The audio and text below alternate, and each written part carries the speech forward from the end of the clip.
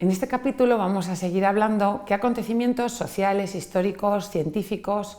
se fueron dando a lo largo del siglo XX para que se fraguase la ideología de género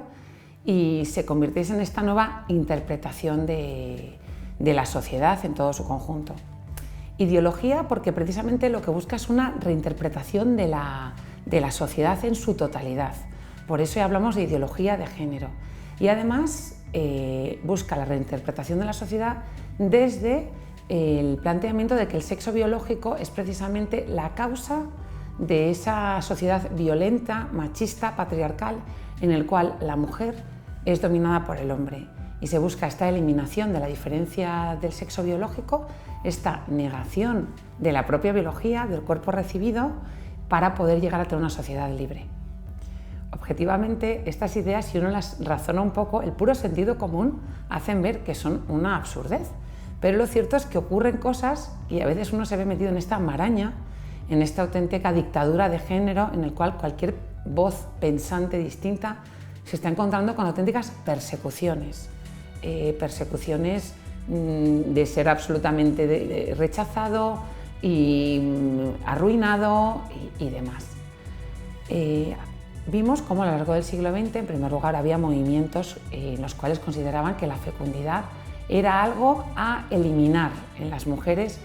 la anticoncepción, el aborto y la esterilización como una de las maneras de conseguir la libertad por parte de las mujeres.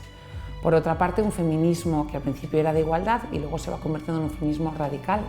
en el cual precisamente se considera la familia como ese lugar donde esa estructura patriarcal donde el hombre domina a la mujer y la mujer se tiene que liberar de este patriarcado. Y a lo largo del siglo XX hay una serie de pseudocientíficos que son los padres de la psicología, de la sexología. Y digo pseudocientíficos porque lo cierto es que después el mundo científico no ha avalado para nada esas investigaciones que hicieron y se ha visto que estaban llenos de multitud de errores y de multitud de fallos. Entre todos ellos hablamos de Kinsey. El informe Kinsey es un informe famosísimo, el cual tuvo dos estudios, uno que era el comportamiento sexual de la mujer y comportamiento sexual del hombre, en el cual pretende demostrar un sexo hasta aquel momento totalmente reprimido y cómo el sexo tiene que ser polimorfo, cómo no hay ningún control sobre la expresión sexual. Y luego, por otra parte, hay otro psiquiatra importante que también tuvo su influencia en lo que después se fue dando, como fue Money. Este psiquiatra precisamente lo que hizo fue postulaba cómo se podían hacer cirugías reconstructivas de cambio de sexo que no ocurría nada. Estas ideas que él tenía, unas ideas que parecían teóricas, encontró con una familia que había tenido unos gemelitos. Estos gemelitos, uno de ellos, cuando le hicieron una circuncisión casera, resulta que con 8 meses perdió el pene. Entonces los padres, al encontrarse con este problema, deciden ponerse en contacto con este psiquiatra, que lo que hace es que le hace una cirugía y un cambio de sexo. De Bruce pasa a ser Brenda. El caso es que Bruce, al tener esta cirugía en la que es transformado en Brenda, inicia una nueva vida en la cual les dice el psiquiatra a sus padres que no le digan nunca lo que ocurrió, pero él, desde la adolescencia, empieza a tener unos impulsos que él necesita saber de dónde venía esto. Bueno, lo cierto es que todo esto acaba en el suicidio. Bruce finalmente se entera de lo que ocurrió en su vida, cambia nuevamente, intenta hacer una reconstrucción genital, se convierte ahora en David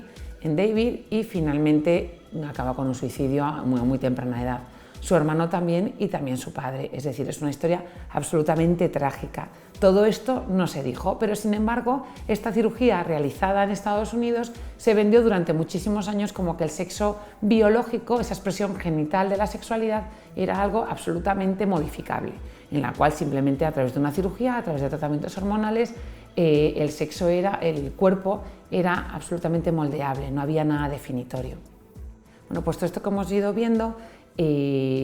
por otra parte vemos como mayo del 68 lo que hizo fue esta explosión de este pensamiento de feminismo que se empiece a convertir en algo con una ruptura con todo lo anterior. Un joven normal lo que recibe es que hay una nueva manera de vivir la sexualidad y que la sexualidad recibida de sus padres, esa manera de vivir la sexualidad dentro de una familia es algo reprimido que lo único que le va a hacer es ser infeliz. Y entonces comienza en primer lugar teníamos un sexo infecundo gracias a la anticoncepción y a partir del año 68 se empieza a generalizar ese sexo teóricamente sin compromiso. Al principio, pues obviamente es toda una revolución que se tiñe de pacífica y de amor, hace el amor y no la guerra, pero lo cierto es que esa sexualidad sin compromiso finalmente se va separando también de una sexualidad sin amor, para que al final la sexualidad, cuando en un momento incluso se planteaba que una sexualidad sin que hubiera un amor previo en sí misma es una sexualidad manipuladora, hoy en día si hacemos una pregunta entre los jóvenes, pues muchos te preguntarían que de qué estamos hablando, cuando se considera que por una parte va el sexo y que por otra parte va el amor y que en algunas circunstancias pueden ir paralelas. Eso es una de las consecuencias que tuvo.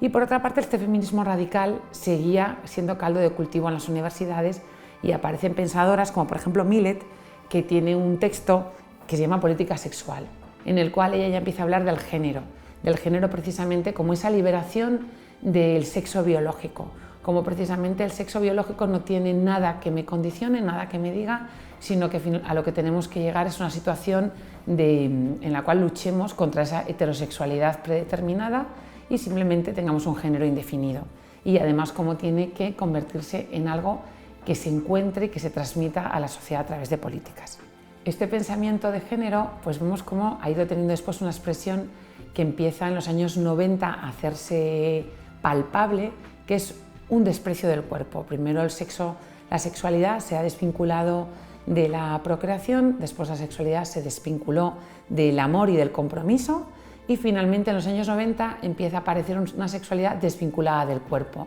y aparece toda la teoría queer en la cual el cuerpo no me condiciona absolutamente humana. Ya no quieren que se hable de homosexualidad y heterosexualidad, sino precisamente de una no heterosexualidad,